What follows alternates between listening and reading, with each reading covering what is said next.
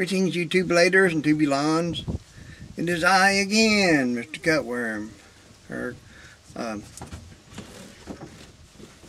Cutworm Esquire, not Sir Cutworm. We are in the Pearl Volkswagen. I'm in the back seat,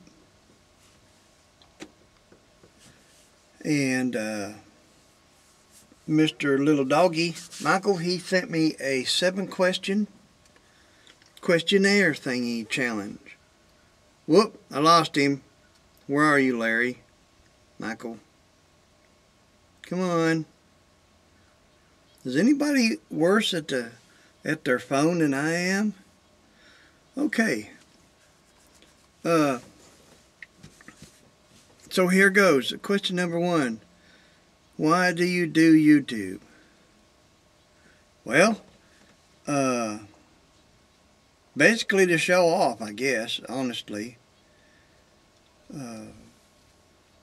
Not really. I don't have anything wonderful to show off about, but I went from playing with 800 folks with mental and physical disabilities, and then probably 200 staff, and my crew at maintenance is probably about 40. Went from messing with everybody there to home. And now that I'm sequestered at home, I don't have an ankle bracelet or nothing, but I need one. This gets me some interaction with human beings, and I enjoy it. And I don't watch myself, of course. If you watch me, you know I haven't thought things out or doesn't have any plan or nothing like that. I can't edit. And so this keeps me in touch with the world and with my wonderful friends. And it gets me out of bed, it gets me out of the room, it gets me out of the house and into mischief. So that's why I do YouTube. I love it. I love y'all. This is a great thing. And it's great therapy for me. Second question is, where did your YouTube name come from? Well, I think I already told this story, but I'll tell the story again. It'll probably come out different every time you tell it. When I got that job at the state of Arkansas, everybody there jumped on me, not physically, but they started aggravating me and trying to make me mad and teasing me and doing just like the new kid in school, which I was the new kid in school a lot because we moved around a lot. And I learned at school to fight back and to get them off you, and that's what I did there. So I was tricking people and goobing with their stuff and messing with them. And the biggest guy out there, he's 7'8" something. No, he's 6'8", sorry. And big and dumb as a man can come, but you know, the big guy's got big hearts. So I picked on him a lot. And after I pulled a trick on him really bad, or really funny, he said, "You got a head on you like a cutworm." And I don't know how he got that in his little head, but I thought, cutworm, that's pretty cool. So I started answering the phones, cutworm, this and that, and I embraced it, and he thought it was pretty cool too. He got to call me stuff. And that's how the cutworm started. And I've kept it ever since. I haven't been Stevie Ray or anything like that lately. And I don't know if y'all's moms did that. When my mama would call me by my full name, I was in trouble. So that's one of my scary things. How long have you been on YouTube? Gosh almighty, I don't believe in time. Time is a thief. But y'all can go back and check out my first video, which is done on a cold wintry day in the little bitty house here. And in the front room, before we got Chloe to take care of, my granddaughter. And, I'm going to say 5 years, which is probably 20 years.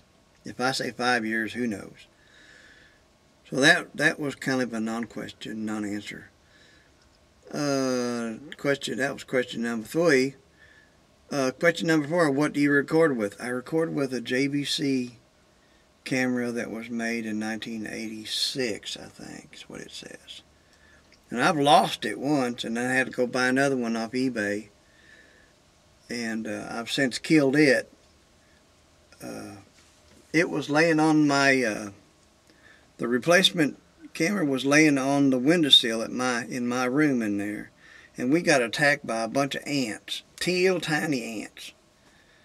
And they come up the wall and they got in the house, of course, and they got in my camera. So I thought, I'll kill them bad boys with some ant spray. So I ant sprayed my other camera, and it went belly up, and it went to Memphis. So now when you turn it on, it says something about, there's ants in here. Get them out of me. So that's what I've got, a JVC camera. And it's really, really old, but it works. And the darn buttons, it's got buttons across this door that falls out. And it's got buttons behind it, and it's got a button on top and a button on the back. And it depends on what format I turn this thing on or something. A different button works each different times. So it's kind of an adventure to get y'all turned on and then turned back off again. Do I make my own thumbnails? Yes, I do. See, this one's got dirt under it, but I took a pocket knife to this other one and jerked a bunch of the dirt out of it. So, yes, that's my only thumbnail. I guess I could put a thumbnail on there, but somebody would have to stand over me and say, here, push this button. So, no thumbnails. Who made your intro, outro? Well, I don't reckon I have an intro, outro. But I've been enjoying everybody else's. First ones I noticed was Chef Tush. And he does some neat blue things like that. And it's really good.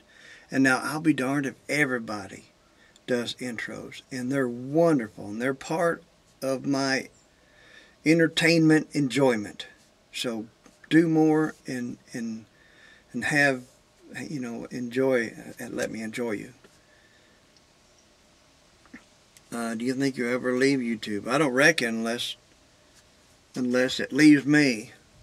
Usually too much of a good thing, they start regulating it and charging for it and everything else, which they haven't. I guess if they did, I don't know about it, because I'm about 10 years behind on YouTubulance. And they've changed it up and changed it up and changed it up, and I have not updated or upgraded or hit the buttons on the right area, so I don't get a lot. If somebody posts a video, just about 5 of my 100 prescribers that I prescribe to, I get notices on my phone. Say, hey, this guy here uploaded one, this ought to be pretty cool. So I go to it. But the rest of you 90-something thousand other ones, I have no clue whether you're making videos or not. So I got to search around and try to find you. And it doesn't hurt. It would help me if somebody would let me know, email me or throw a flag up when you put a video up, because I really enjoy watching y'all. A lot better than me putting this stuff up. So I probably won't leave YouTube until it leaves me. So that's the 7 questions and probably about 3 answers. And I can shut this off now. Then I got Volkswagen questions. Let me rear back here and bump my head.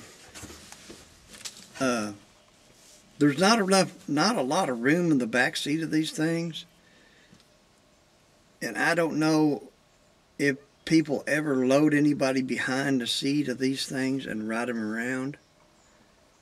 That would be nice to have a back seat, but if I fold this front seat backwards, I can't get my legs in here. I had to put my legs over my head, and that's another profession I don't want to know about. So it would be so neat just to have a nice flat panel here with some good upholstery or carpet, excuse me, put here, and it would look really neat. And I could put me a boombox back here, or a dog, or something like that. So I don't know how useful this back seat is. Somebody needs to tell me. Now, 63 Maynard, I'm ruining your name, I'm sorry. But he's got a beautiful old Volkswagen, and he's got it fixed up that way with a flat panel back here. And it's all, he made a beautiful out back thing like that. And boy, I'm getting this leaf stuff. It's dropping leaves everywhere. So I don't know. Give me your thoughts on getting rid of this back seat if nobody's ever going to be able to put back here. All my family are large, and they're not huge McLarge, but they're, you know, they're regular sized people, and I'm regular size. And I can't see any room to put my legs nowhere in here.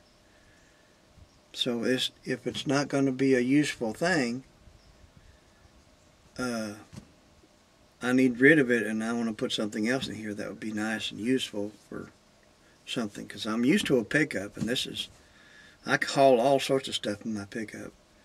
And this would be a neat little short little pickup looking utility thing.